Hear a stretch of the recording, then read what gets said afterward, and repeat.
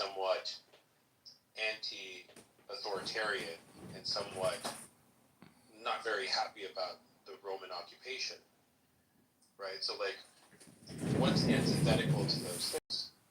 A late-stage capitalist who doesn't see the value in human beings other than the monetary value, that wants a combination of religion and money together, that wants authoritarianism. Like, who's that? Who do we automatically think of as that?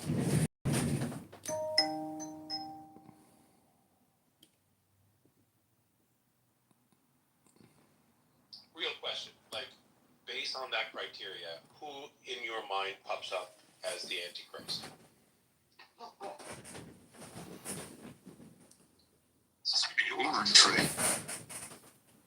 Say that again. And he's already orange, right? I mean, that's one of them. I think the talk might be about the Antichrist being, in a way, like an innocent man, in the sense that they were made the scapegoat. We cannot be made aware of the fact, that they're the scapegoat, that it nullifies the magic of having the scapegoat. And so that part I thought was the super interesting part, because I'm like, oh wow, if you're really going to go in there and make an apologetic, for the archetypal, like, evil figure of Christianity, or I would love to be a fly on the wall at this thing. Dr. James, I think Peter Thiel and Rene Girard, the way they live their life and their system of ethics are miles and miles apart. I think Peter Thiel is just going to spin a very quotable saint. One of the more saintly people that lived in the 20th century is going to spin his words out of context. I think the saintly Rene Girard would be spinning in his grave if he knew what the arguments were. But also, have we found out if any of this is going to be public and broadcast? No, it's not. It's absolutely not. Kyle Rittenhour as a murderer? It's private. It's very private. Yeah, a huge axiom I'm going to be making a fireball. ethics and Christian political theory The is first thing that I need is some greed is method. bad, not greed is good. I don't think Peter Thiel caught that memo. I think Rene Girard did. I think we need to read the announcement carefully. Are you sure Peter Thiel isn't going to be summoning the Antichrist? He already did. His name is Elon. Well, there is a false prophet that sort of announces the Antichrist, and then there's the Antichrist. So, there's a... I want the past performance be your only guide to the future, because you have Grok now. Just ask it. Is Peter Thiel the Antichrist? It'll tell you. That's true. Grok is the free speech AI, right? So it has to... It was asked I'm not kidding you. It was asked if Charlie Kirk survived, and for like a long time it was like, yeah, Charlie Kirk's fine. It's totally cool. No, everything's... So this morning, I started a screen recording because Grok would crash. It gave me the name of the shooter and all this stuff. It gave me that before NPR knew that someone was arrested. So I clicked on the thoughts part, and every time I go to thoughts, it crashes the app on the explanation of the shooter. It's weird. Very reproducible defect. Or system behavior, let's put it that. Let's call this one in like 5 minutes. This has been a nice, maybe it's a little bit rowdy room this morning, but I think we've accomplished something. Don't know what yet, but we'll figure it out. So, really quick, I need to make an announcement. If you're at your store, go to the spice section, go get yourself a McCormick Global Select Szechuan Pepper, Salt, and Spice Blend. It'll make your life so much better. And like in days and weeks and months and years like these, we need things that make our lives better.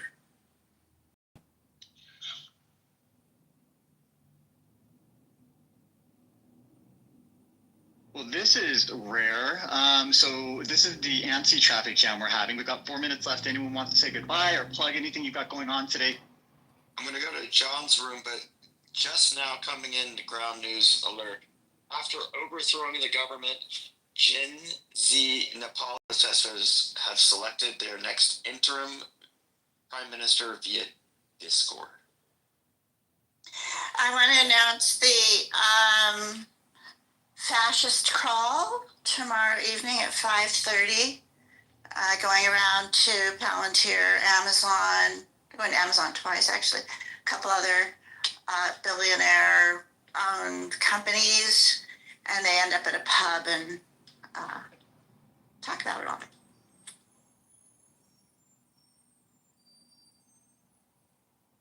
Sounds. Post it in the chat. Anyone else? Free for you? I wanted to point out for you, Dr. James, that I don't think the fellow from yesterday was remembered so much for his views, which I think are kind of a grab bag of crazy ideas. But I do think that he was instrumental because he reflected people's views, especially in colleges, and kind of shone a light on what people in college were thinking. I think people actually were quite horrified by the ideas that were floating around on these campuses. And that, I think, is a big part of why politics went the way it went in 2024, is that people are kind of horrified by the narratives that are emerging in academia. So Okay. that's all I really wanted to Yeah, thank you. What was, Benjamin, what was the number Goodbye. one reason that exit polls said that people voted for Trump? Was it the what's going on campuses? Do you remember the exit polls out of 2024? The number one predictor was whether people had a college education or not. No. What was the number one reason? That was my question, not the predictor. The number one reason people picked Trump. That people gave, I don't know. Usually it's the economy stupid, isn't it? Exactly. Yeah. So, do you know on the exit poll ranking, the problem with colleges and university, where did that rank in the exit polls? It didn't rank. It didn't come up. Okay, so if you're making a statement like this, that people voted for Trump because they didn't like what was going on in colleges and universities, the least you should do is provide the exit poll data. Otherwise, you're talking out of your ass and you're wasting everybody's time. I also want to announce September 21st to 28th is Climate Week New York City. It's the biggest climate thing in the world every year. And we have a couple clubhousers who are going to be speaking there. Barbara, who is Dr. Francine's Karma Club co-mod, will be speaking with Peter. I can't ever remember his last name. It's time to be at the same time as the UN General Assembly, and they'll be speaking at the UN to influencers. So kind of like mini celebs in our midst. And there's a march on Sunday, and then you can often tune into virtually. New York Times has panels, different things you can tune into if you don't live in New York. So I'm going to Thank start you. calling. We're saying goodbyes. So if you could just keep this at this point to like 30 seconds, Romero, on that. So I'm going to start calling Sam Fred, because that was savage. Yeah. That's funny. I let Benjamin go in the audience, Benjamin, only because I didn't want that to continue because I'm trying to close the room and I just am setting a hard boundary rather than sort of being a little gooey. I'm savage, not savage. I'm a lot classier than that. All right, Sam, you had your airtime. We'll speak to you again. All right, well, so we're launching to the moon in 10 minutes. Nice. We are. Okay, has everyone said their goodbyes? Because I'm ready to not blow this puppy up. That's a horrible analogy. We're going to end this room. We're going to have a soft landing. Sorry. You're Goodbye, ready to suicide everyone. And I'll see you on Monday. Oh, actually, you know what? Look for the Procrastinati room starting tomorrow at sometime between 6 a.m. and 7 a.m. Pacific Daylight Time. We will be the best alternative space on this weekend.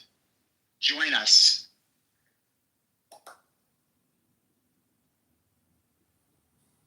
At the same time, but then you have to ask yourself, what is love? But now it's just not. Be careful. Thank you for that clarification. And also in the West Bank, there are many Arabs that don't believe in violence and don't want violence and don't want war. I know it's hard to believe, and maybe you don't see them; they're not visible to you. But I know they exist. We don't see those peaceful Arabs, Palestinians in the West Bank. This is something that you don't see, but because, as I said, most of the attacks the terror attacks are from there. But for Israeli Arabs, I can say for sure that vast majority of them are peaceful and do not want violence and are part of the Israeli society. I know personally many of them.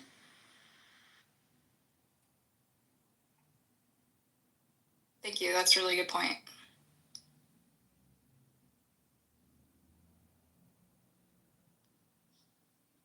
So I think like the question is, I think from Hannah's perspective and from the Bibi Kapar's perspective is, you know, even if there's problems in Israel, they feel we should never talk about them. Don't air our dirty laundry.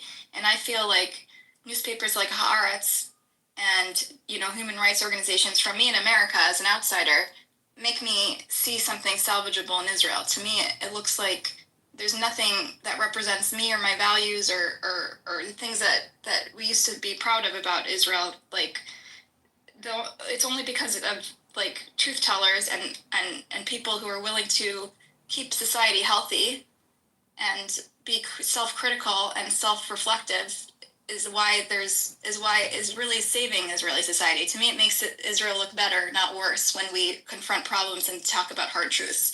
When we lie about it, it makes Israel just look like North Korea, you know, increasingly a pariah state. Can't ever like be self-reflective, just lie to the public. That doesn't make Israel look good, doesn't make Jewish people look good. It's not good for anti-Semitism around the world. I don't think it helps anybody. Ellie, you have some thoughts?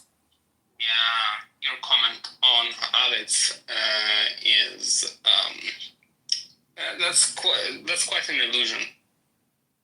The problem with Haaretz and their ilk is that they pretend to tell the truth, but it is not. They're not. Do you think they're biased? They're not.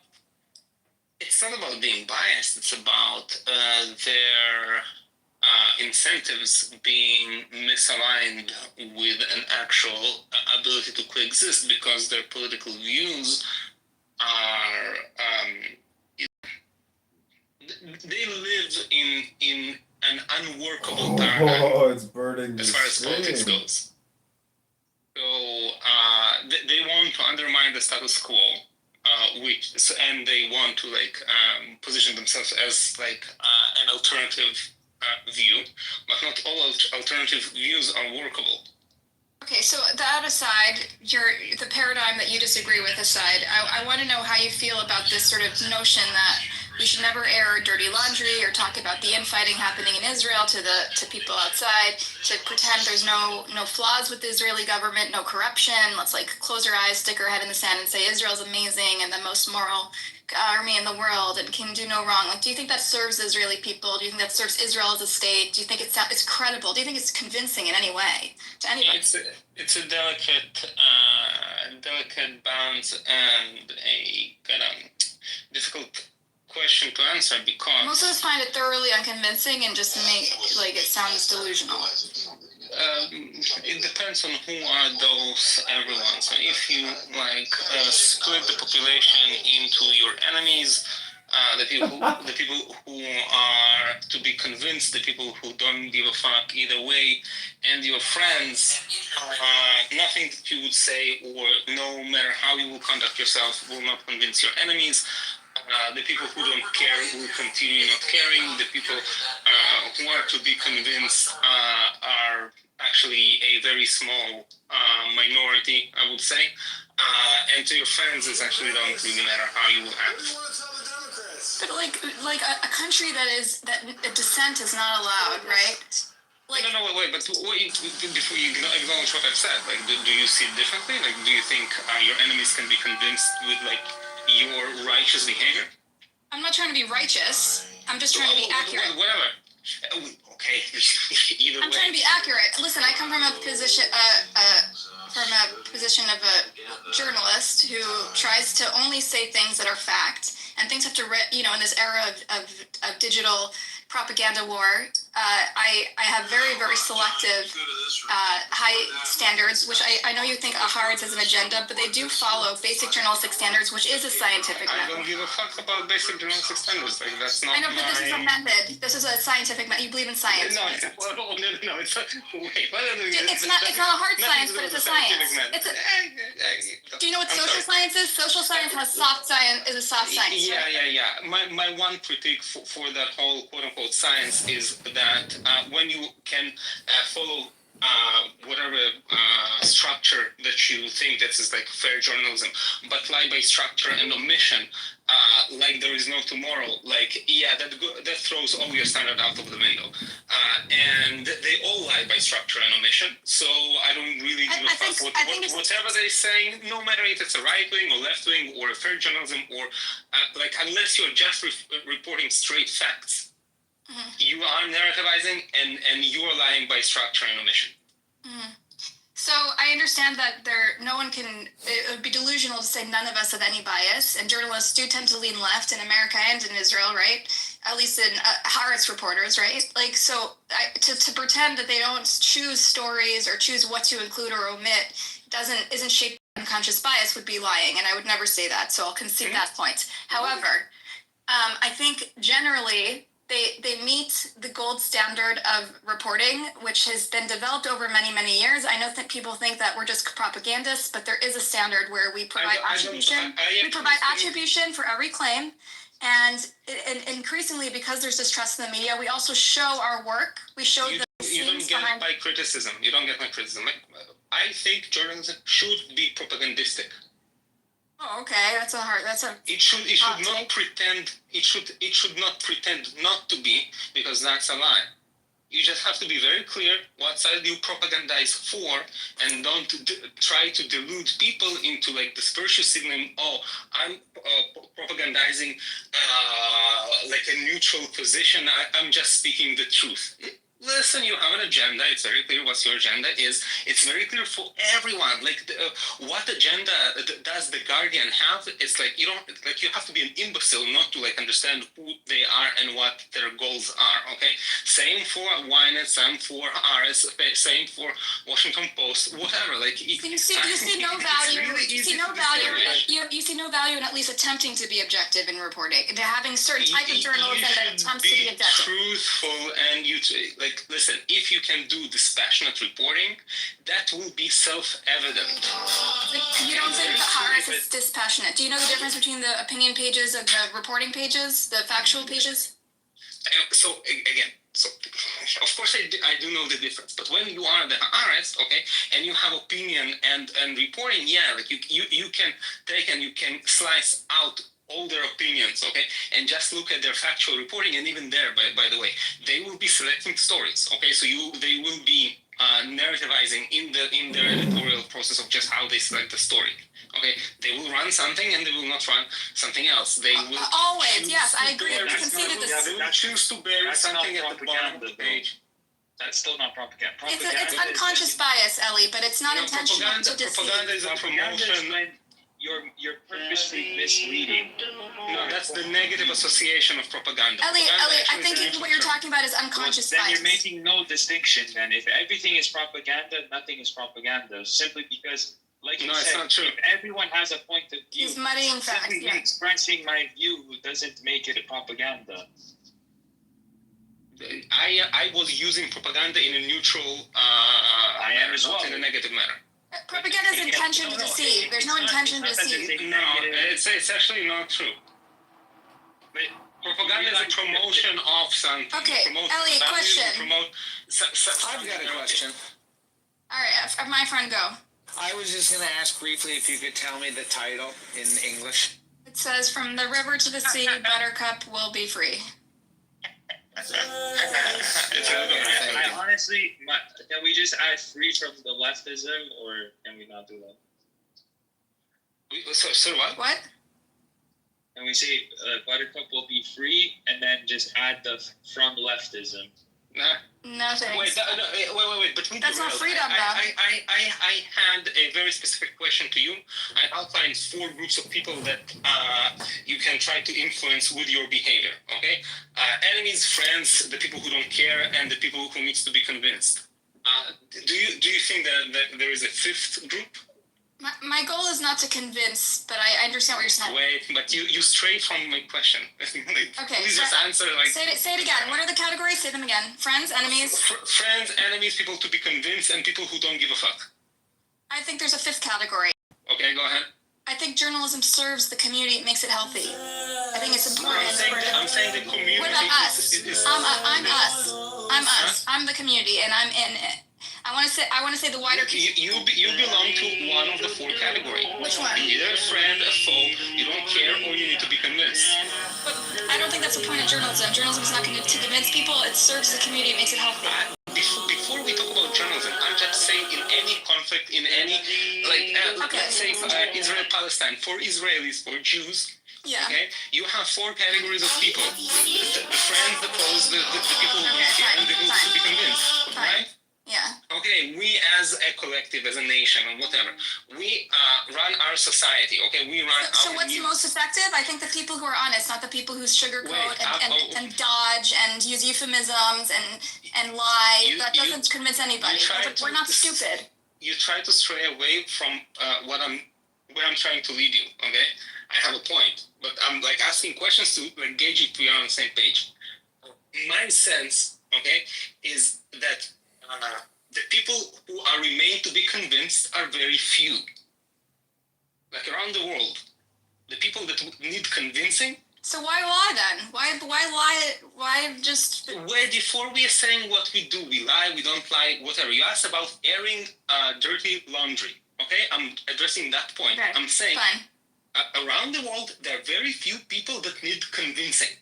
Who have not made their mind, who do not have an affiliation. So basically, whenever you engage in any public, how do you call it, public opinion, you engage in publicity, right? You either talk to your friends, you talk to your enemies, and you do not, the people who don't care don't listen. In any case, correct? Correct. So if you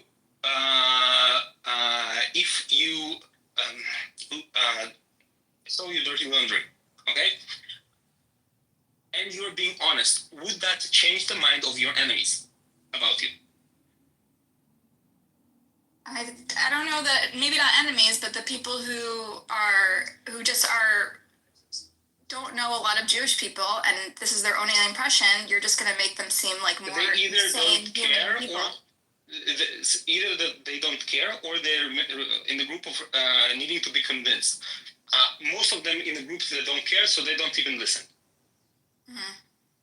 The people who are not, who did not make their mind, are very few.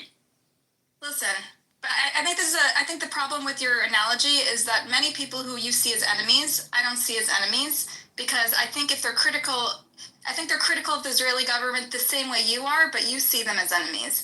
And so I think that they actually don't hate Jewish people. They're not anti-Semitic. They don't hate Israel even. They may have Israeli friends. They may have Israeli friends. They may have traveled in Israel. You don't know what I vest in the category of. We need to be more specific about these definitions then, because I think the enemies category is very small.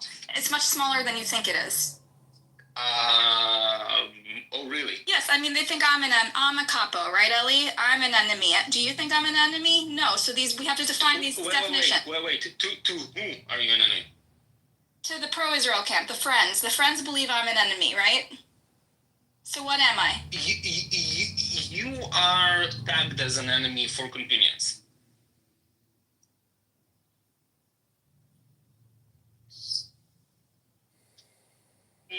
What what do you consider an enemy? Does he want Israel's best interest at heart? Someone who doesn't want Israel to survive and have the people to survive and not get hurt? Like, are those enemies? Basically, when I think about friend-enemy category, is just their actions promote the well-being or diminish the well-being, even in small. So I disagree. I disagree with your category. I promote the well-being of Israel. Well, I didn't say that you're an enemy. I say you're being tagged as an enemy for convenience.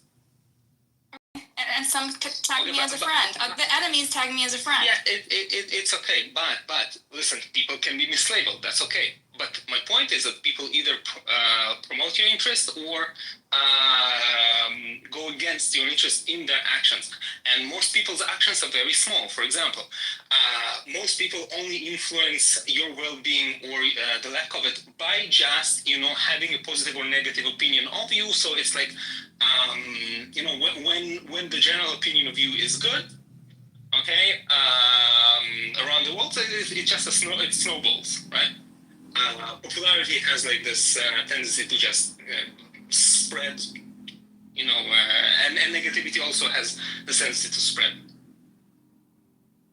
So if you, for example, if you hold a negative opinion of Israel, you promote the fact that like more and more people are less favorable at Israel, because most people are not critical. Most people are not convinced by facts. Okay. They're convinced by their friends' opinions. Okay. Okay, so you can have your best interests at heart, but like in action, you can. Okay, you said people are most convinced by their friends. If the so-called enemies, which I don't consider them enemies, but you see them as enemies of let's say the state of Israel, if they see me as a friend and I criticize, let's say, both governments as not serving their people, who's more critical, me or Bibi Kapara, who says Israel's perfect and has amazing tomatoes and they... You're very concerned with labeling one individual, which is you. But I'm saying, like, obviously... No, I'm talking about I'm saying why we need to be more honest and less blindly, reflexively pro-Israel all the time. All of us friends. So I'm saying, this is why we have to talk about just how people's opinion work and how general populations are being influenced in terms of opinion, right? So you are thinking that by being truthful, you will spread positivity towards Israel. Not positivity, but honestly, we don't need to lie to people. I trust people's intelligence.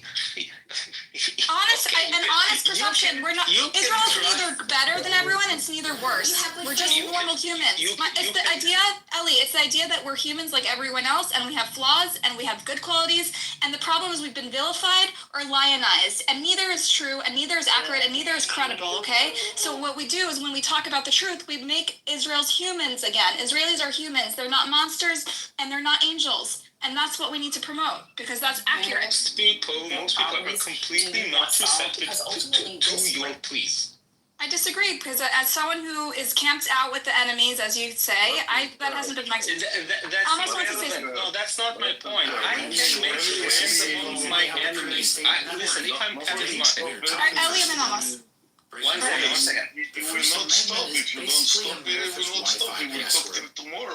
When the other people want to talk in space. All right, Amos, go.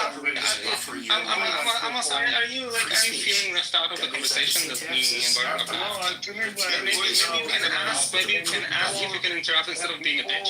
And before I go out, I want to make commercial to my room that everybody will come to my room. Okay, you have a permission to speak. Go ahead.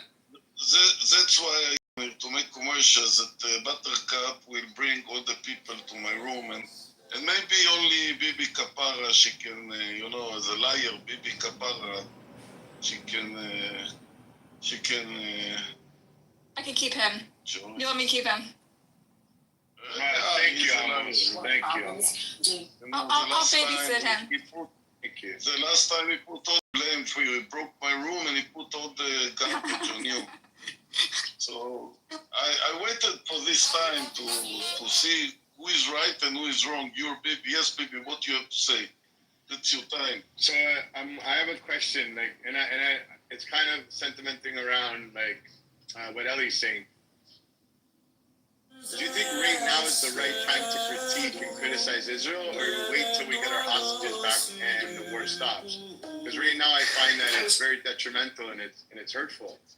While they're in the middle of a war, sure, they probably need criticism, but can't that wait? I don't know if you see, like... Can I try to respond to that? Can I respond to that? Yeah.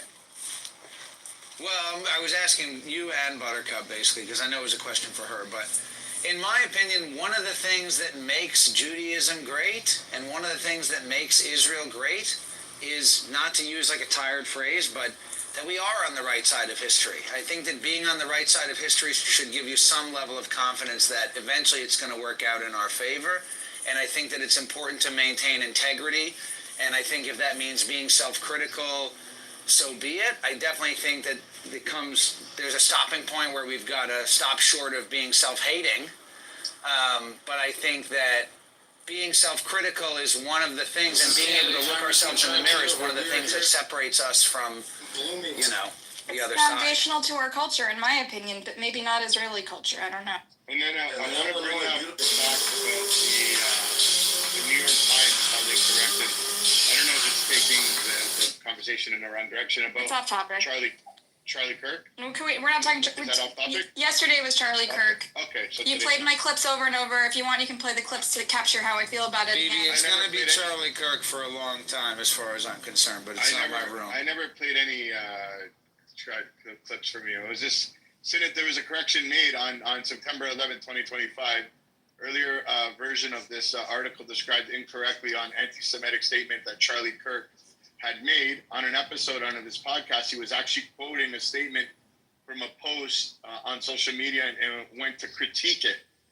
It was not his own statement. There were multiple clips of him on his show talking about the Jewish Marxist funders' dollars that are corrupting our world. Multiple, okay? BB, we're not getting into your anti-Semitic friend right now. We're not talking about Nazis on this show because this is for people against racism and hatred. My anti-Semitic what? I'm saying your friend, your anti-Semitic, racist, Nazi friend, may he rest in peace, may his memory be a blessing, is not the topic, okay? So who do you think is hurting Israel more, you or him? You. We're talking about you here, BB. We're talking about you or me, not him. We're talking about you. We're talking about also you. I'd like to talk about me. Okay, my friend. No, but I wanted to talk about the statement. Let's hear a new voice. Jason, speak. What do you want to say? Exactly, silencing people that critique. Okay, yeah, I just wanted to say, I think Ellie is maybe oversimplifying, calling, talking about enemies, but they're people who aren't persuadable, more pragmatically, and those people are really out there, and Ellie is right. And going all the way back, propaganda isn't always lying, but propaganda is presenting things that make you look good and the other side look bad. A lot of the time that's presenting true stuff. And if you want to win, sometimes you got to do that. And there is a time for a rational and searching evaluation of facts, not just because presenting things that are true, but not presenting all of them is a way to slant things. And journalists do that. Journalists have to make a choice about which facts to present, and they present the facts that they like and don't always present the facts that they don't like. I think there's that process. Yeah. I'll finish up here. That process where you go through and find the facts that you don't like also, and give them equal weight with the things that you think are important and that you do like. That is something researchers do. That's something intelligence analysts do. That's not something that... You're wrong, Jason. It's not something I'm the only journalist on this stage. Professionally. Well, they do. You're wrong. There is a journalistic method, and let me explain it to you, There's Jason. a lot of stuff written up about this, and even intelligence analysts fail to do it unless they follow a very rigorous methodology. And that is peculiar to their profession. Unlike any other profession, you keep saying you're a journalist. What articles? Well, I'm not going to ask you. I'm not going to ask you, Buttercup, who you are or what you do. I respect your anonymity, okay? But I certainly have seen a lot of coverage on numerous issues that is not where they have okay, here's the half of the paper that is the things that we believe that are true, and here's all the things that contradict what we have to say. So I think if you look that at is just any mainstream paper, listen, if you look at, you're wrong though, because you're stating misfacts. Well, what if we have a more structured discussion here? Because I was just about to finish up. Okay, All so right. And there's a structured process for that, but it's not always the time to do that. Okay. And so I can see the argument. So now's the time for propaganda. I can see the argument these guys are making that what we're up against is people who are putting their best facts forward. Maybe it's time for us to put our best facts forward. Got it. Thank you. I was, by the way, not making any normative suggestions. Like, I wasn't saying what is right. I was just trying to explain how people label someone and try to engage with what reality is. Okay. Descriptive, not prescriptive. I just want to correct something about journalism that Jason said. There are some publications that blur the line between fact, opinion, and dispassionate reporting, right? But any mainstream publication, anything that is perspective, they will label as either analysis or opinion. That's like the Wall Street Journal, the New York Times, Haaretz. They would never, ever, it's a big faux pas, a big taboo to ever conflate opinion with dispassionate reporting. I will admit that, of course, everyone has unconscious bias, and like Ellie pointed out accurately, that there are choices that are made what to include and what to omit, and that has to do with the reporters or editors bias or even the publication's bias. But I think usually the interest is not in validating their worldview, but whether or not it's newsworthy, whether or not it's interesting to the public, whether it counteracts mainstream narratives. That's usually the judgment that's made, whether to include a story or not include a story. In fact, I've written in my career as a journalist, I've written extensively about political corruption, mostly about liberals, mostly about Democrats, because that's where I live. I live in a liberal area. And what I do, even when it challenges the mainstream liberal orthodoxy, we think it's especially newsworthy because it challenges people's worldview, and that makes it interesting, and that's why it makes the front page. So I think this sort of like this binary that we have, that like left, right, is not always the case. I think journalism is motivated by what's interesting to people, what's relevant to people, and what challenges the normative view. Yeah, that's all I wanted to say. Ellie. You can do that for individual reporters and individual journalists. When you have a publication, that publication shapes shapes around some political bent that either the main, how they call it, main redactor, suggest the word, I'm blanking on. You mean the editor? Editor. Yeah, the lead editor or the most amount of people, like their political affiliation, that work for that publication. Yeah, there is unconscious bias. Like I said, I'm talking about motivation. Or their customers, because they have to cater to some people who pay them, or the advertiser. Great point. So let's take Israel ecosystem. There are television. I'll just finish. Okay. Just hand waving that away and saying, oh, it's just unconscious bias. No. Okay, you should own up to that and not try to gaslight people that you do not have this bent. It's okay. No, a lot of publications, they're proud of their independence they don't tell people what they want to hear. There are television, especially in US and in Israel, tell people what they want to hear because they have advertisers and they have a model that primarily wants to give people, the subscribers, what they want. But okay, journalism, you think The Guardian is not catering to an audience? The Guardian is a British publication. I'm much more familiar with libel laws and standards in America and a little bit in Israel, but not in Britain. Britain has a whole different view, a whole different set of laws. So I don't really know. But the business model is still based on... No, there are standards and laws. There's actually case law about this. You can sue cases for libel. You can completely reverse that law and completely cater to your audience. That's totally.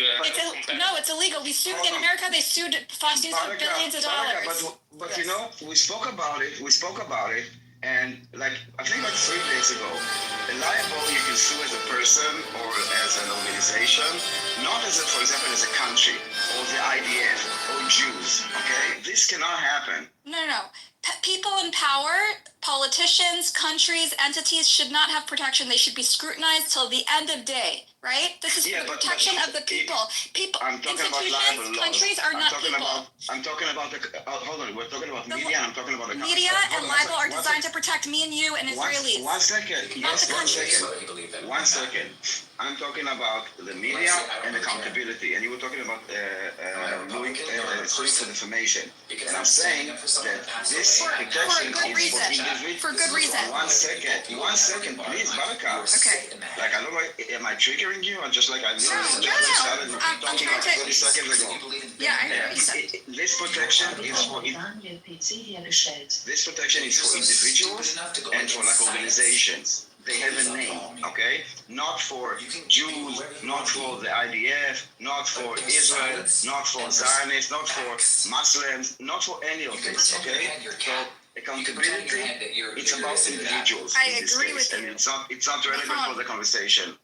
And there's a good reason for this, Daniel. The point of journalism, I think the old phrase is you need to afflict the comfortable and comfort the afflicted. The point is not to serve powerful entities like the Israeli government or like Jewish institutions that are fighting for Israel's reputation or like things like this. The point is to serve the people. A society is only as healthy as its free press. If you're looking from the Why is outside, it okay then you for talk about the you to Israeli criticize government. the Jewish institutions, but it's not okay for Charlie Kirk to criticize the Jewish institutions? We're not talking about Kirk right now. We're talking about this is a You just used the phrase Jewish institutions. Presenting some facts and not others, Buttercup, is not libel, and you can't be sued for it. And if you want to talk about And language, that, I think, relates to what Ellie is saying.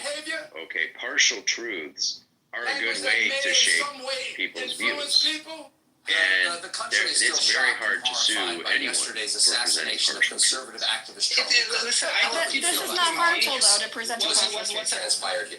What's up? Suspicion. Wait, you are dancing around and you're shaking the goalpost. I'm sorry. This is what border disingenuous behavior. All right. Do you want to clarify? Do you want to move the goalpost back? Yes, because the goalpost is, I'm saying, you like any journalistic venue. Usually, again, there are some exceptions that like you can find the most dispassionate papers or whatever on some political topic. Usually on business.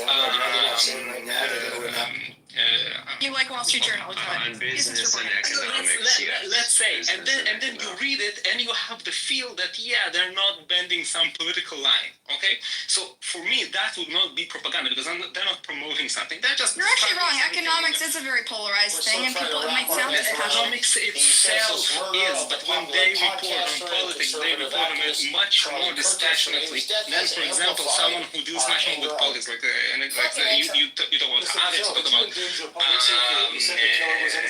I talk about The Guardian, and so on and so on. Okay, when First of all, let's say Haaretz again. I do not what. Haaretz, they do separate opinion pages from reporting. I don't care what they separate. I know, but someone said they don't separate, and they do. Listen, I don't fucking care. So you haven't even looked at the paper, and you're criticizing it. This is like. But they do separate. Let's just start at the basic facts. They separate opinion from facts. I didn't say that they don't separate. Okay, I'm saying that they are propaganda. Okay, because they shape a political narrative. Okay, but some people like you in this instance, you are trying to paint a picture which is completely disingenuous and wrong. Okay, that they follow some strict, rigid magic rules These have been developed over many years. Listen. That make them report dispassionately. But you cannot gaslight. They aspire to it. I didn't say it's perfect. It's not even. Listen, when you inspire to something, like you should be at least like aspire. You should be at least somewhat close to it. But no. Yes, is not close to it. The Guardian is not close to it, and why? Who is close to it? Ellie. So I'm saying when I read Wall Street Journal, for example, it is much closer to it because they do not have a clear political leaning that I can detect usually. Okay, And this is just, it's a vibe test. If a paper doesn't pass the vibe test, so apparently they're propaganda. It's not a scientific Yes, litmus it's not test. scientific. A vibe test, that's your subjective vibe test. Yes, I'm not a scientist, okay? But I am, because I went to journalism school and I know the method. No, a journalist is not a scientist. They are. But we have a method, just like scientists do. And Ellie, who I think is a scientist, right, knows that there's a scientific method. I'm a software engineer, and even that barely. But listen again, and there's certain quality control, right? We have quality control in journalism too. I do not have. We have several layers of quality control. Listen, I do not. Do you want to hear about that? I do not have. I don't care. Like I do know. Don't care. You don't want to learn.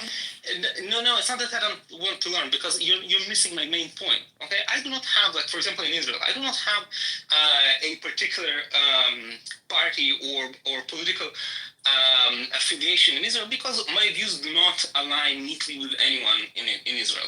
Usually, like on some, I would probably be labeled as an enemy by the same people that would mark you as one for many of the same reasons. For example, much before October 7, when I was trying to tell in Jewish rooms that people should stop banging the gavel on this whole anti-Semitism thing every time that someone criticizing Jews, I was kicked out of Jewish rooms, okay? Just a small example, okay?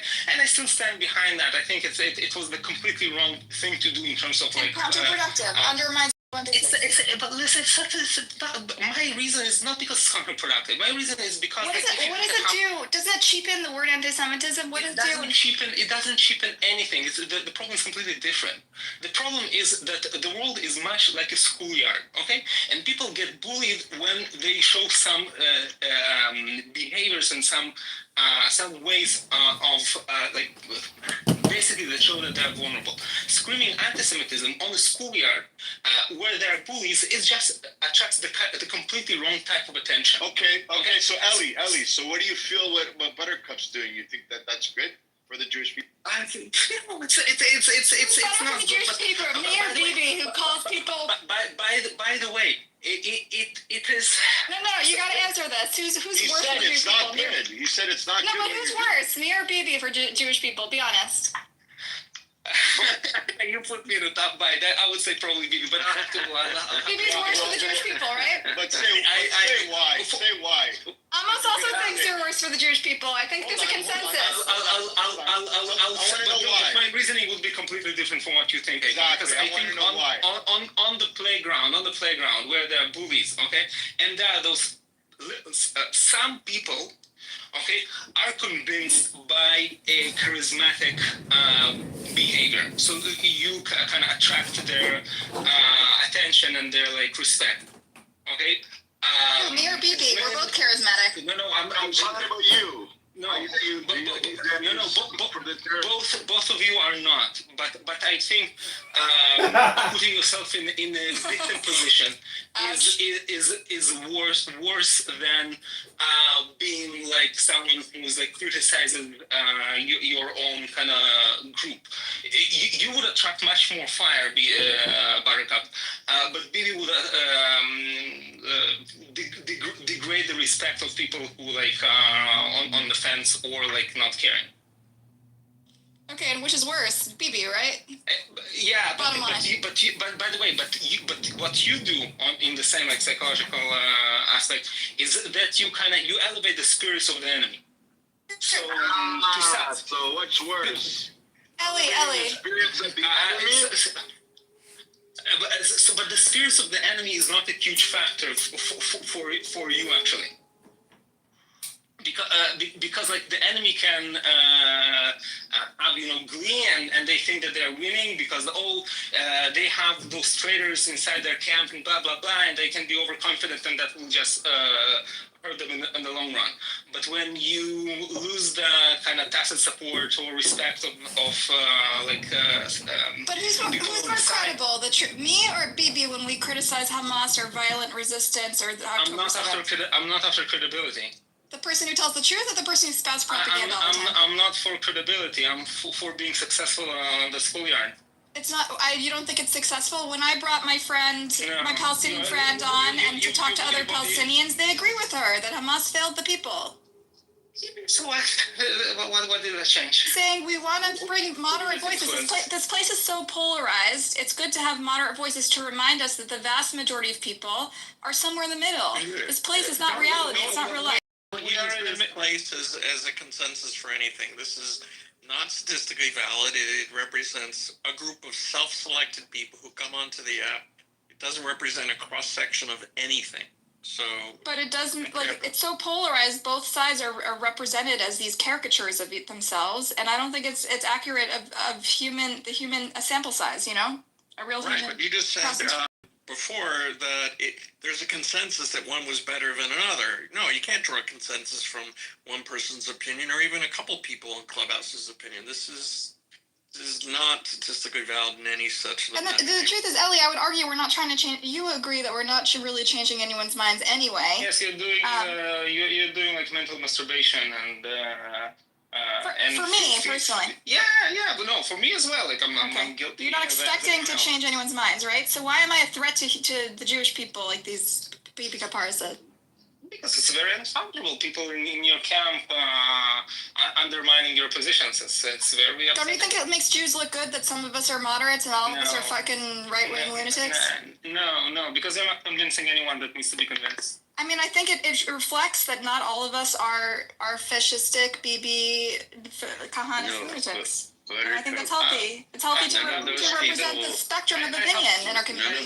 None of those people are persuadable. None of those people are persuadable, Buttercup. I'm not trying to convince. I'm just trying to represent a full cross-section of our community, not just the crazy radicals. I mean, it doesn't help. It does make Jews look bad to have moderates among us? Yeah. You're not a moderate, Buttercup. What am I, Jason? You're a left-wing extremist. Okay, absolutely. You just don't want to hear the cold hard truth. Okay. Thanks. Daniel, you want to speak? Do you have anything to say? Othello, what do you think? Am I a left-wing extremist? You're asking somebody who hates Jews. No, he doesn't. I do think you throw around that word kahanist a little bit too much. I say it tongue-in-cheek, and I've said over and over again. Because I know that you and Bibi, we call... Amos started it. Amos says, you guys are kahanis, they're nukhba, the lefties. Just because he started it doesn't mean you need to pile on. Why? I think it's funny. It's funny on the side.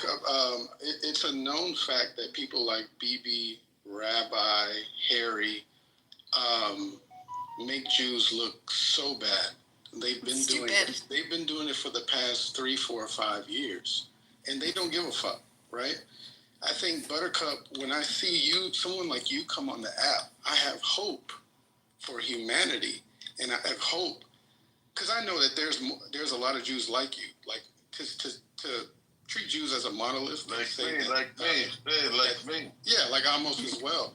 You guys are a bridge to the rest of the world, so that we can have healthy dialogue and not push weird ass.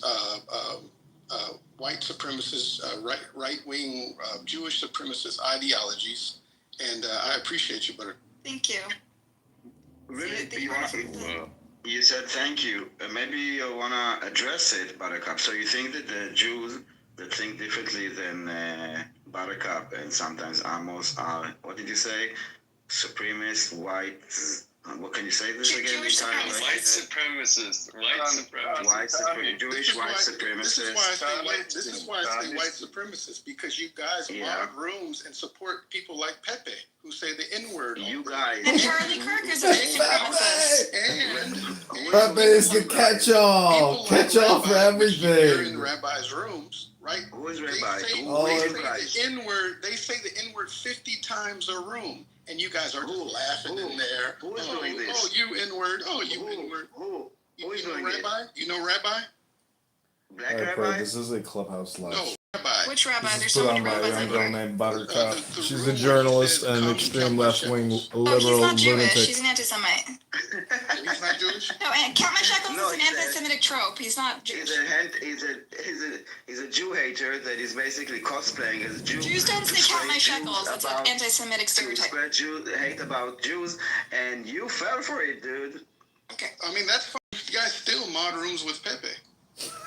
So Pepe is another one. What do you want for? So your claim that that we are nationalists, like the white supremacists, is because of Pepe and another. You guys do flirt with them. You flirt with them. No, you guys, Daniel, the room does like to flirt with white supremacists. And Buttercup, it flew right over her head. She was like, I'm fine with Yeah, you guys gotta hear this. They're talking about you guys. This is hilarious. Calling like the rest of the 99% like white supremacists, whatever you call it. That's fine. For me, it seems that the sort of information is one Jew hater and Pepe.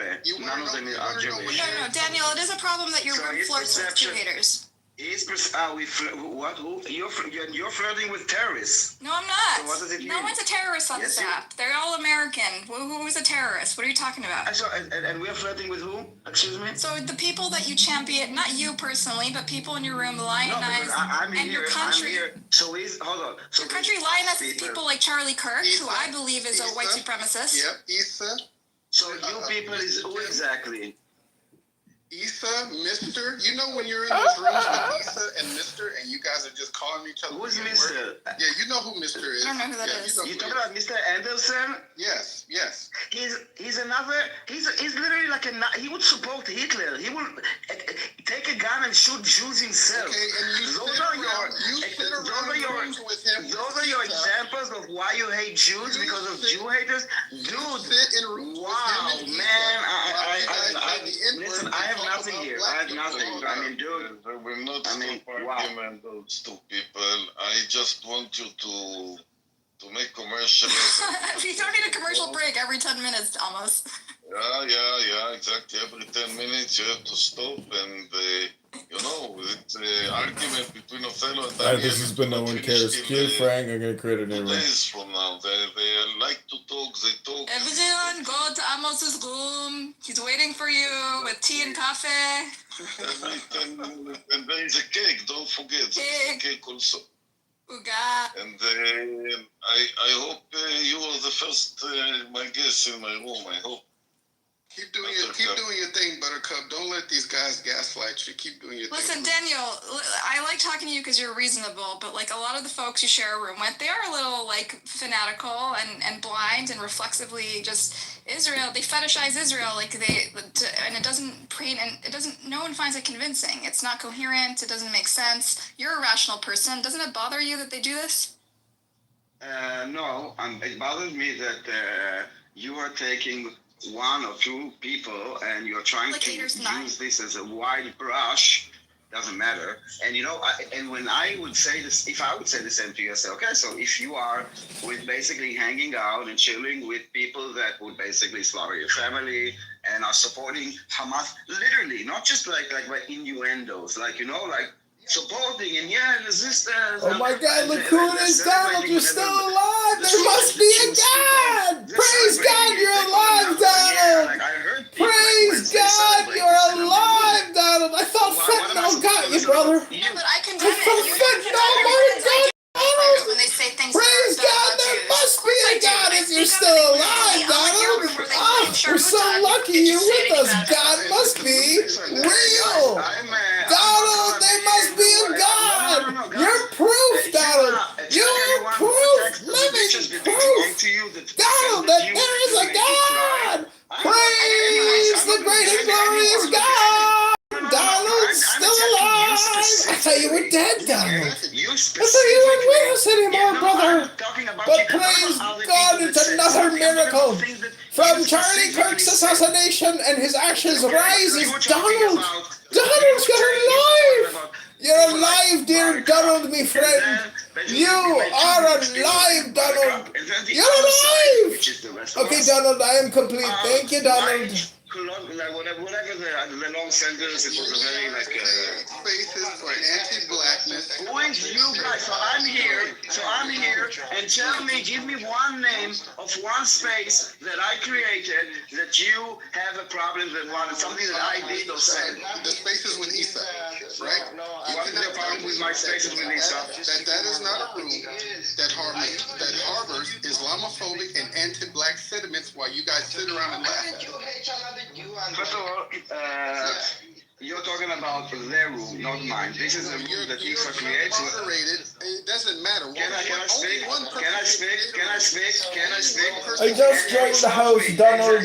Thank you so much for creating this room. I'd like to try to convince you that God exists. If I may have a couple of 60 seconds of your Give me time. a screenshot from this room. Give me a screenshot from this room. Go. Alright, Othello, in fairness. Wanna bet that this is the concept of peace and truth? Okay, just listen, and this is another clubhouse room. Oh shit, there's a homosexual bookseller and I'm talking about how he wants to get his ass I rammed. would never mod with this fucking Mr. Robinson. He's a vermin, okay? So don't give me this shit. So he disavowed his views, Othello. Let's move on from this, okay? Okay. I don't disavow, like, I don't, he's not even a human, like, I don't want to talk about him, but you painting a brush on me because of people that are in a room with, it's disgusting. It's basically you looking for... I have to say, Othello, I found Daniel to be more reasonable. If you have a big problem with people, take it with them. But to exploit them in order to spread hate about Jews, I had enough of it. And I'm here, and you keep on saying, you guys. Last statement. This is my last statement. So maybe don't make it. I don't want to see you guys, the Jewish people on this app, mod rooms and celebrate people like Pepe, right? Who said 2 days ago, who asked Buttercup if she was hot enough to be raped on October 7th. So, you know what? I would ask you guys, because I see a lot of black rooms, I would ask you guys to stop creating rooms against Jews. And I hear a lot of like you guys, and I would ask, I don't know if you're an Islamist or Muslim, but I would ask you guys to also stop having rooms constantly all over Clubhouse, like spam about Jews. Just, do a routine of like searching for the Israeli flag once in a while and see how many rooms are in Arabic obsessive about Israel, okay? What do you think about this room? The day that Charlie Kirk died, there were like 4 rooms at the same time saying Israel did it or Jews did it. At the same time. I don't join. So you guys need to stop this before you come to us and say anything. So we can both play the you guys. We can both play the you guys, dude. Now listen, I don't join any rooms about Jews. I join rooms about specific people in certain communities. Mixed, I'm bringing you up because I want a different voice, but don't yell, okay? From the river to the sea. Mixed, don't yell. Talk quietly.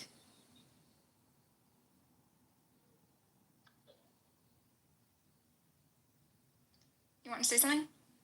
Why'd you get rid of the other guy? I didn't get rid of anyone. He got rid of himself. You want to say something? Thank goodness.